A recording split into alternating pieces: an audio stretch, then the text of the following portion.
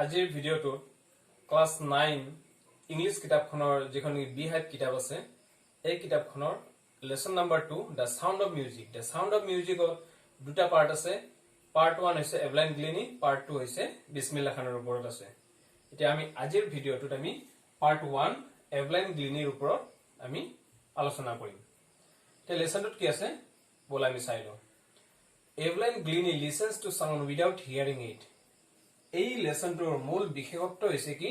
যে এভলাইন গ্লিনিয়ে কানেৰে নুশুনে কিন্তু তেওঁ কি কৰিব জানে সংগীত বা মিউজিক পাৰফৰ্ম কৰিব জানে এইখিনি বা কেনেকৈ সম্ভৱ হল সেইখিনি বিষয়ে আমি এই লেসনটোত আজি পঢ়িবলৈ পাম এতিয়া তোমালোকৰ কিতাপত দিয়া আছে যে বিফৰ ইউ ৰিড তোমালোকৰ পঢ়াৰ আগতে কিছুমান তথ্য জানি লোৱাটো খুবেই প্ৰয়োজনীয় তা এভলাইনৰ বিষয়ে কওঁ এভলাইন গ্লিনিৰ সম্পূৰ্ণ নাম আছিল এভলাইন এলিজাবেথ আৰ্ন গ্লিনি আৰু তেওঁৰ জন্ম হৈছিল 19 জুলাই 1965 চনত তো বৰ্তমান আমি অনুমান কৰিব পাৰো যে ধাৰণা কৰিব পাৰো তেওঁৰ বয়স প্ৰায় 55 ইয়াৰ্স হৈছে তে বিফৰ ইউ ৰিড ইয়াত কি আছে God may have taken her hearing but he has given her back something extraordinary যে ইয়াতে কি কৈছে ভগৱানে এভলাইনৰ পৰা তাৰ যিটো নেকি এভলাইনৰ কানেৰে শুনিব পৰা ক্ষমতা আছে সেইখিনি তাৰ পৰা তাইৰ তেখেতৰ পৰা কাঢ়ি নিছে কিন্তু ভগৱানে তেওঁক কি দিছে কিছুমান এক্সট্ৰাঅৰ্ডিনাৰী অসাধাৰণ কিছুমান বস্তু দিছে what we hear she feels far more deeply than any of us that is why she expresses music so beautifully আৰু আমি যিমান নেকি আমি কানেৰে শুনি পেলাই আমি যিমান নেকি অনুভৱ কৰিব পাৰো তাতকৈ এভলাইনে আৰু বেছি অনুভৱ কৰিব পাৰে আৰু সেই কাৰণে that is why she expresses music so beautifully আৰু সেই কাৰণে এভলাইনে সংগীত বা সুৰ ইমান ধুনিয়াকে পাৰফৰ্ম কৰিব বা প্ৰদৰ্শন কৰিব জানে দুই নম্বৰ পইণ্টত আছে read the following account of a person who fought against a physical disability and made her life a success story যে তলত যেটো নেকি ষ্টৰী দিয়া আছে যে গল্প এটা হসা কথাৰ ওপৰত নিৰ্ধাৰিত গল্প এটা যেটো আছে হেতু এজন ব্যক্তিৰ বিষয়ে ইয়াত বৰ্ণনা কৰিছে আৰু সেই ব্যক্তিজন কেনেকুৱা আছিল who fought against physical disability যে প্ৰতিবন্ধকতাৰ নেওচি পেলাই তেওঁ যেটো নেকি যুঁজ চলাইছিল আৰু সেই যুঁজ চলাই পেলাই অৱশেষত কি কৰিছিল তেওঁ জয়ী হ'বলৈ সক্ষম হৈছিল এতিয়া আমি প্যাৰাগ্ৰাফ 1 ৰ পৰা আমি চাই যাম Number 1 paragraph. Rush hour crowds jostle for position on the underground train platform. A slight girl looking younger than her 17 years was nervous yet excited as she felt the vibrations of the approaching train. Yet কি কৈছে এতিয়া এইখিনি আৰম্ভ কৰাৰ আগতে মই কিছু কথা কৈলো যে এই লেসনটো প্যাৰাগ্ৰাফ 1 ৰ পৰা প্যাৰাগ্ৰাফ 10 লৈকে নেকি যিখিনি বৰ্ণনা কৰা হৈছে সেই গোটেইখিনি বস্তু প্যাৰাগ্ৰাফ 1 ত থুলমুলকে কৈ দিয়া হৈছে তাৰ পিছত প্যাৰাগ্ৰাফ 2 ৰ পৰা আমি সিৰিয়ালি এভলাইনৰ বিষয়ে বা এভলাইনৰ জীৱনীৰ বিষয়ে আমি গোটেইখিনি আমি সিৰিয়ালি পঢ়িবলৈ পাম কিন্তু এক নম্বৰ প্যাৰাগ্ৰাফটোত গোটেইখিনি থুলমুলকে ইয়াত সামাৰি হিচাপে দিয়া আছে ইয়াত কৈছে rush hour crowds jostle for position on the underground train platform এতিয়া এভলাইনে জন্মগ্ৰহণ কৰিছিল স্কটলেণ্ডত এতিয়া স্কটলেণ্ড ইংল্যান্ড আয়াৰল্যান্ড ওয়েলস নৰ্থ আয়াৰল্যান্ড এই গোটেইখিনি এটা সময়ত গ্ৰেট ব্ৰিটেইন বুলি জনা গৈছিল তাৰ পিছত আহিলকে ইউনাইটেড কিংডম বুলি এতিয়া সেই ৰাষ্ট্ৰসমূহ সেই ষ্টেটসমূহ পৃথক পৃথক হৈ একখনকৈ দেশলৈ ৰূপান্তৰিত হৈছে আৰু এতিয়া আৰু গ্ৰেট ব্ৰিটেইন বা ইংল্যান্ড সেই গ্ৰেট ব্ৰিটেইন বা ইউনাইটেড কিংডম সেই টাৰ্মবিলাক সেই শব্দবিলাক ব্যৱহাৰ নকৰে এতিয়া তেওঁলোকে যেহেতু প্ৰত্যেকখন ৰাষ্ট্ৰই বা ষ্টেটে সুকীয়াকৈ স্বাধীনতা লাভ কৰিছে আৰু সেই কাৰণে এতিয়া স্কটলেণ্ড সেপাৰেট তাৰ পিছত ইংল্যান্ড সেপাৰেট এটা ইংল্যান্ডৰ ৰাজধানী হৈছে লণ্ডন আৰু এটা সময়ত স্কটলেণ্ড এই বৰ্তমানৰ ইংল্যান্ডৰ নিয়ন্ত্ৰণত আছিল আৰু সেই কাৰণে স্কটলেণ্ড বা এই ৰাষ্ট্ৰসমূহৰ মাজত কোনো কি নাছিল অহা যোৱাৰ কোনো নিষেধাজ্ঞা নাছিল আৰু এভলাইনে জন্মগ্ৰহণ কৰিছিল স্কটলেণ্ডত স্কটিছ ফাৰ্ম বুলি উল্লেখ কৰা আছে তেতিয়া কি হ'ল এভলাইনে যেতিয়া লণ্ডনলৈ আহিল সংগীতত উচ্চ শিক্ষা লোৱাৰ বাবে লণ্ডনলৈ যেতিয়া নেকি আহিল তেতিয়া লণ্ডনত কি কৰিব লগা হৈছিলে যে আণ্ডাৰগ্ৰাউণ্ড ট্ৰেইন প্লেটফৰ্ম যে পাতাল ৰেলত উঠিবলৈ লগা হৈছিল আৰু সেইখিনি সময় যিহেতু কি আছিল ৰাছ আৱাৰ মানে অফিচ টাইম আছিল আৰু সেইকাৰণে ঠেলা হেঁচা কৰি পেলাই পাতাল ৰেলত কেনেকে গৈ পেলাই নিজকে মানে সেইখিনি প্লেটফৰ্মত থিয় কৰাব বা সিট এটা পাব বা থিয় হৈ ট্ৰেইনখনত যাব সেইখিনি বহুত কষ্টকৰ আছিল আৰু কি কৈছে ইয়াত এ স্লাইট গাৰ্ল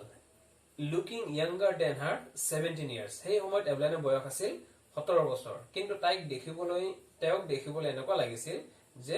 17 বছৰ হোৱাই নাই মানে একেবাৰে ছুটি চাপৰ ছোৱালী যেন লাগিছিল was nervous এভলাইনে মনতে ভয় খাই আছিল excited as she felt the vibrations of the approaching train কিন্তু আনফালে দেখি হৈ আছিল যে উৎসাহিত হৈ আছিল কাৰণ তেওঁ কি দিব যাব অডিশন দিব যাব ক'ত যাব মানে অডিশন বুলি কোৱাৰ লগে লগে সংগীত স্কুলত অডিশন দিব লগা হয় যেনেকে আন স্কুল কলেজ বিলাকত ইউনিভাৰ্চিটিত এন্ট্ৰেন্স দিব লগা হয় ঠিক তেনেকুৱা অডিশন দিব যাব ক'ত যাব ৰয়েল একাডেমি অফ মিউজিকত যাব আৰু যিখন সংগীত বিদ্যালয় অৱস্থিত লণ্ডনত and daunting enough for any teenager fresh from a Scottish farm আৰু ইয়াত কি কৈছে daunting মানে মৰ্যাদাপূৰ্ণ and daunting enough for আৰু সেই যিটো নেকি এভলাইনৰ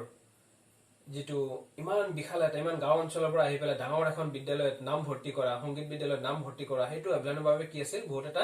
চ্যালেঞ্জ আছিল এটা ডাঙৰ কাম আছিল but this aspiring musician faced a bigger challenge than most she was profoundly deaf আৰু আটাইতকৈ যিটো নেকি এভলাইনৰ সন্মুখত চ্যালেঞ্জিং কাম আছিল সেইটো হৈছে কি এভলাইনে কানেৰে নুশুনে এতিয়া ভাবিলো তোমালোকে যে এভলাইনৰ কাৰণে কিমান এটা ডাঙৰ কাম হ'বলৈ গৈ আছে কিমান কষ্ট কৰিব লগা হৈছিল এভলাইনৰ কাৰণে প্যাৰাগ্ৰাফ 2 Evelyn Glennie's loss of hearing had been এতিয়া আমি প্যাৰাগ্ৰাফ 2 ৰ পৰা হে আসল কথাখিনি আমি serially one by one বুজি পাম Evelyn Glennie's loss of hearing had been gradual her mother remembers noticing something was wrong when the 8 years old Evelyn was waiting to play the piano এবাৰ কি হৈছিল এভলাইনে যেতিয়া ৰখি আছিল যে তাই পিয়ানোটো বজাব আৰু সেই সময়ত এভলাইনৰ বয়স আছিল কিমান 8 বছৰ আছিল আৰু এভলাইনে যে কানেৰে যে নুশুনিছিল হেতু একেদিনে হৈ যোৱা নাছিল গ্ৰেজুৱেলি মানে লাহে লাহে লাহে লাহে দিনক দিনে সেই কানেৰে নুশুনা যেটো প্ৰবলেম অসুবিধা হেখিনি লাহে লাহে বাঢ়ি গৈছিল they called her name and she didn't move যে they called তেওঁলোকে এভলাইনৰ নেমটো বাৰে বাৰে মাতিছিল কিন্তু এভলাইনে শুনাই পোৱা নাছিল মানে গুৰুত্ব দিয়া নহয় বুলি ক'ব নোৱাৰি ইয়াতে এভলাইনে কাৰণ আসলতে শুনাই পোৱা নাছিল I suddenly realized she hadn't heard আৰু তেতিয়া এভলাইনৰ মাক ইসাবেল গ্লিনি এই বস্তুটো নোটিস কৰিছিল যে গম পাইছিল যে এভলাইনক মাতি আছে কিন্তু এভলাইনে তো শুনা পোৱা নাই for quite a while Evelyn managed to conceal her growing deafness from friends and teachers যে কিছুদিন এভলাইনে কি কৰিছিল এভলাইনে নিজকে লাজ পাই পেলাই যে এভলাইনে কানেৰে নুশুনে এই প্ৰবলেমটো লুকাই ৰাখিবলৈ চেষ্টা কৰিছিল কাৰ পৰা এভলাইনৰ শিক্ষকৰ পৰা বা বন্ধুবৰ্গৰ পৰা But by the time she was 11, her marks had deteriorated and her headmistress asked her parents to take her to a specialist. কিন্তু এভলাইনৰ বয়স যেতিয়া নেকি কিমান হল 11 years 11 বছৰ হল তেতিয়া এভলাইনে একেবাৰে কানেৰে নুশুনা হৈ গল আৰু তেতিয়া এভলাইনৰ স্কুলত যিজনী হেডমাস্টাৰ আছিল হেডমিস্ট্ৰেছ মহিলা যেটো একান হেডমিস্ট্ৰেছ বুলি কৈছে হেডমিস্ট্ৰেছ আছিল তেওঁ এভলাইনৰ মাক দেউতাক মাটি পঠাইছিলে আৰু কৈছিলে যে এভলাইনক এজন বিশেষজ্ঞ তাত গৈ পেলাই দেখুৱাব লাগে কাৰণ এভলাইন একেবাৰে কানেৰে নুশুনে কি হল it was then discovered that her hearing was severely impaired as a result of gradual nerve damage তাৰ পিছত কি হল এইটো গম পোৱা গল যে এভলাইনে যে কানেৰে নুশুনে ইয়াৰ কাৰণ আছিল যে এভলাইনৰ এই ইয়াৰ মানে কানৰ যিবিলাক নেকি লিংকেজ যিবিলাক নাৰ্ভ আছে হিৰা আছে সেইবিলাক একেবাৰে বেয়া হৈ গৈছিল They were advised that she should be fitted with hearing aids and sent to a school for the deaf. আৰু এভলাইনৰ পঢ়ি থকা স্কুলখনৰ পৰা পৰামৰ্শ দিছিলে যে এভলাইনক কানৰ কিছুমান যে মেচিন পায় সেই মেচিনবিলাক লগাব দিছিলে আৰু তাইক যিবিলাক নেকি কলা ল'ৰা ছোৱালীৰ স্কুল আছে সেই বিদ্যালয়ত নামভৰ্তিৰ বাবে পৰামৰ্শ দিছিলে এভৰিথিং সাডেনলি লুকড ব্লেক চেজ এভলাইন আৰু সেই সময়খিনিত যেতিয়া নেকি এভলাইনৰ ওচৰত তেওঁলোকৰ শিক্ষক শিক্ষয়িত্ৰীসকলে এভলাইনক পৰামৰ্শ দিছিল বা এভলাইনৰ মাক দেউতাকক পৰামৰ্শ দিছিল যে এভলাইনক তেনেকুৱা এটা স্কুলত য'ত নেকি সকলো ধৰণৰ কলা যে কাণেৰে নুশুনা বা ফিজিকেলি হেণ্ডিকেপ শাৰীৰিকভাৱে অক্ষম যিবিলাক আছে সেই সকলো ছাত্ৰ ছাত্ৰী য'ত পঢ়ে তাত নি পেলাই এডমিশ্যন দিব দিছিলে তেতিয়া এভলাইনৰ হঠাৎকে কি হ'ল গোটেইখিনি আন্ধাৰ যেন অনুভৱ হ'ল যে এভলাইনৰ মনত যিবিলাক পৰিকল্পনা আছিলে গোটেইখিনি এভলাইনে ভাবিছিল যে সেই পৰিকল্পনাসমূহ সকলোখিনি শেষ হৈ যাব কিন্তু কি হ'ল এটা প্যাৰাগ্ৰাফ 3 চাওঁ বাট এভলাইন was not going to give up she was determined to lead a normal life and pursue her interest in music কিন্তু হাৰ মানা বিধৰ ছোৱালী নাছিলে she was determined to lead a normal life আৰু এভলাইনে নিৰ্ধাৰণ কৰিছে যে তাই সাধাৰণভাৱে জীৱন যাপন কৰিব and pursue her interest in music আৰু সংগীতৰ লাইনতে এভলাইনে আগবাঢ়ি যাব One day she noticed a girl playing a xylophone and decided that she wanted to play it. এদিনাখন এভলাইনে দেখিছিল কি যে এজনী ছোৱালীয়ে জাইলোফোন বজাই আছিলে আৰু সেই জাইলোফোন বজোৱা দেখি পেলাই এভলাইনেও জাইলোফোন বজোৱাৰ মন গৈছিল Most of the teachers discouraged her but percussionist Ron Forbes spotted her potential. যে বহুবিলাক শিক্ষকে এভলাইনক কি কৰিছিল নিৰাশা কৰিছিল যে এভলাইন তুমি নোৱাৰিবা তুমি এইটো লাইনত আগবাঢ়ি যাব নালাগে এনেকুৱাকে কি কৰিছিল মানে বাধা দিছিল আগবাঢ়ি যোৱাত কিন্তু এজন পাৰকিউশনিষ্ট আছিল তেখেতৰ নাম হৈছে ৰন ফৰ্বছ স্পটেড হাৰ পটেনশিয়েল যে এভলাইনত যে কিছুমান গুণ আছিল সেই গুণখিনি গম পাইছিল কোনে গম পাইছিলে পাৰকিউশনিষ্ট ৰন ফৰ্বছ পাৰকিউশনিষ্ট মানে কি পাৰকিউশনিষ্ট হৈছে এজন ব্যক্তি যিয়ে নেকি বিভিন্ন ধৰণৰ একেলগে থকা বাদ্যযন্ত্ৰবিলাক বজায় তো আমাৰ ভাষাত আমি কি কওঁ ড্ৰাম সেট বজোৱা বুলি কওঁ আমাৰ ভাষাত আমি ড্ৰাম সেট বজোৱা বুলি কওঁ সাধাৰণতে সেই বিহু মঞ্চবিলাকত চাবা যে এনেকুৱা ধৰণৰ একেজন ইয়াতে আসনত বহি থকা এজন ব্যক্তিয়ে কি কৰে 4-5টা ড্ৰাম একেলগে বজায় আৰু তেওঁক কি বুলি কয় পাৰকিউশনিষ্ট বুলি কয় মানে যিয়ে ড্ৰাম সেট বজায় He began by tuning two large drums to different notes. এটা পাৰকিউশনিষ্ট ৰন ফৰ্বছে আৰম্ভ কৰিছিল কি দুটা ডাঙৰ ড্ৰাম অলপ বেলেগ ধৰণে বজাবলৈ আৰম্ভ কৰিছিল মানে একবাৰ জোৰকে বজাইছিল ওপৰৰ ফালে একবাৰ ভলিউমটো অলপ কম কৰি তলৰ পিনে বজাইছিল Don't listen through your ears, he would say. Try to sense it some other way. Says Evelyn. তেতিয়া কি হ'ল পাৰকিউশনিষ্ট জনে এভলাইনক কৈছিল যে তুমি কানেৰে যেহেতু নুশুনা আৰু তুমি কানেৰে শুনাৰ চেষ্টা নকৰিবা তুমি আন বেলেগ ধৰণে তুমি এই ড্ৰামৰ যিবিলাক বাজনাবিলাক আছে ড্ৰামৰ যিবিলাক বিট বিলাক আছে এইবিলাক তুমি মানে ধৰিব চেষ্টা কৰা Says Evelyn. Suddenly I realized I could feel the higher drum from the waist up and the lower one from the waist down. তো টোটালিকে এভলাইনে উত্তৰ দিছিল যে যেতিয়া নেকি পাৰকিউশনিষ্ট ৰন ফৰ্বছে বজাই আছিল ড্ৰাম সেট বিলাক তেতিয়া এভলাইনে অনুভৱ কৰিছিল যে যেতিয়া নেকি জোৰকে ড্ৰাম বিলাক বজাইছিল এভলাইনৰ কিছুমান এনেকুৱা শব্দ শৰীৰৰ কঁকালৰ ৱেষ্ট মানে কঁকালৰ ওপৰৰ ফালে উঠি আহে মানে হিহৰি মাৰি পেলাই উঠি আহে আৰু যেতিয়া নেকি ড্ৰাম বিলাক লাহে লাহে বজাই পেলাই সাউণ্ডটো কমাই দিয়ে তেতিয়া এনেকৈ আৰু শৰীৰলে দি পেলাই সাউণ্ড বিলাক নামি যায় এটা বিৰাট আচৰিত ধৰণৰ এক্সাৰসাইজ এটা হৈছিল এভলাইনৰ লগত I realized I could feel the higher drum from the waist up and the lower one from the waist down. Forbes repeated the exercise. এটা ৰন ফৰ্বছে এই কামখিনি বাৰে কৰি আছিল আৰু এভলাইনেও বাৰে তেনেকুৱা ধৰণৰ ৱেষ্ট আপ আৰু ৱেষ্ট ডাউন এনেকে সেই শব্দবিলাক ধৰিবলৈ যত্ন কৰিছিল and soon Evelyn discovered that she could sense certain notes in different parts of her body আৰু soon মানে অতি সোনকালে এভলাইনে কি কৰিছিল এই বস্তুবিলাক গম পাবলৈ সক্ষম হৈছিল যে বিভিন্ন ধৰণৰ সেই ড্ৰামৰ মাতবিলাক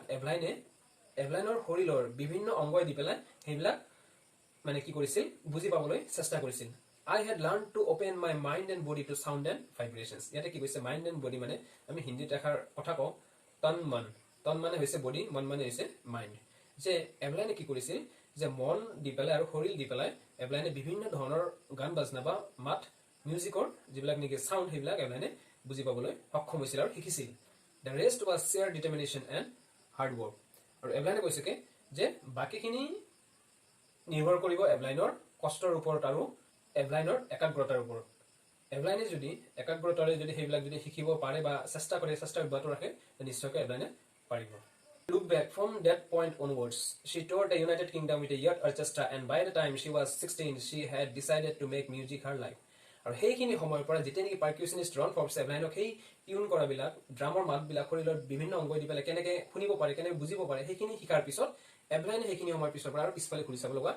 হোৱা নাছিল পিছফালে ঘূৰি চাব মানে ইয়াতে কি বুজাইছে যে বিফলতা দেখিব লগা হোৱা নাছিল she toured the United Kingdom এটা ইউনাইটেড কিংডম মানে কি মই আগতে কৈ গলো যে এটা সময়ত আছিল কি গ্ৰেট ব্ৰিটেইন আছিল তাৰপিছত ইফালে আয়াৰলেণ্ডখন ভাগ হৈ গ'ল। তাৰপিছত সেইখিনি অঞ্চল স্কটলেণ্ড ৱেলছ আৰু ইংলেণ্ডক কি বুলি কোৱা হৈছিল? ইউনাইটেড কিংডম বুলি কোৱা হৈছিল। তো সেই সময়ত সেইটো সময়ত কি আছিল? ইউনাইটেড কিংডম বুলি ধৰি লোৱা হৈছিল। With a youth orchestra, she toured the United Kingdom with a yard orchestra, and by the time she was 16 she had decided to make music her life. ইয়াতে কি হৈছিল? গোটেই ইউনাইটেড কিংডমখন এভলাইনে ইয়ৰ্ড অৰ্কেষ্ট্ৰা মানে কি? বাদ্যযন্ত্ৰ বজোৱা এটা দল, সেইটো কি বুলি কয়? অৰ্কেষ্ট্ৰা। যেনেকৈ আমি বিহু ফাংচনত জুবিন দাই যেতিয়া নেকি বিহুত গান পৰিৱেশন কৰি থাকে, তাৰ পিছফালে যিবিলাক নেকি মঞ্চত থকা বিভিন্ন লোকসকল থাকে, বিভিন্ন ধৰণৰ বাদ্যযন্ত্ৰ বজাই থাকে, সেইবিলাকক কি বুলি কয়? অৰ্কেষ্ট্ৰা বুলি কয়। তো ঠিক তেনেকৈ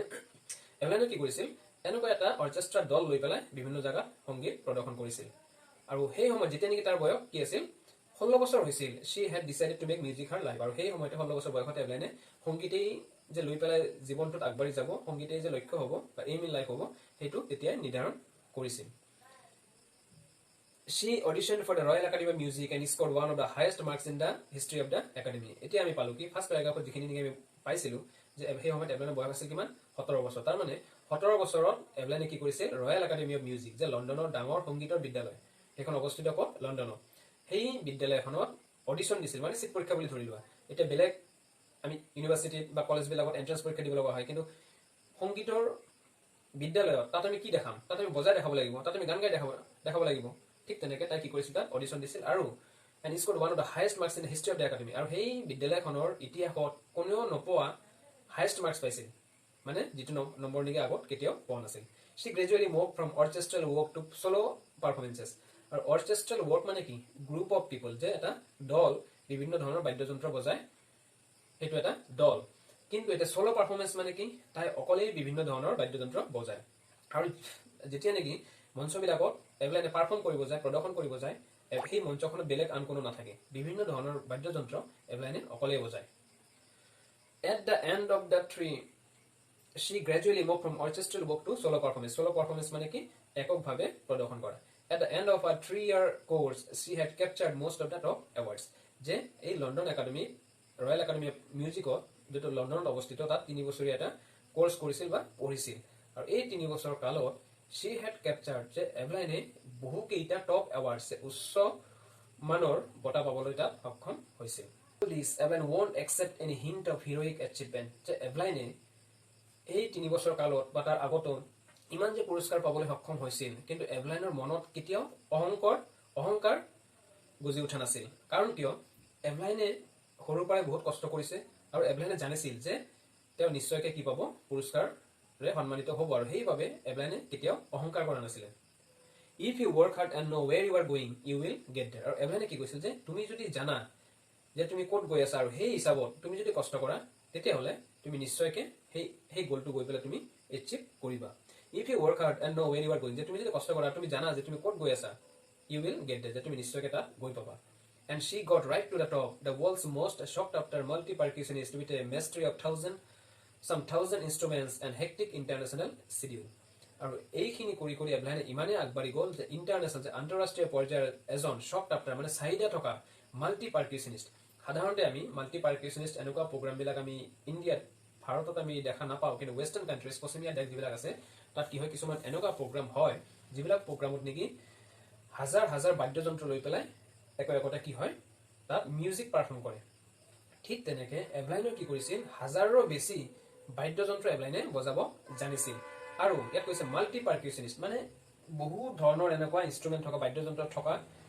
তেনেকুৱা অনুষ্ঠানৰ এভলাইনে পাৰফৰ্ম কৰিবলৈ সক্ষম হৈছিল। আৰু য'ত নেকি কি কৰিছিল? এভলাইনে নিজে সেইবিলাক বজাব জানিছিল। তো আজিৰ ভিডিঅ'টো এইখিনিয়ে আছিল। চেপ্টাৰটো কিছু দীঘলীয়া কাৰণে এইটো ভিডিঅ'ত মই পেৰাগ্ৰাফ 1 পৰা 5 লৈকে কভাৰ কৰিছোঁ।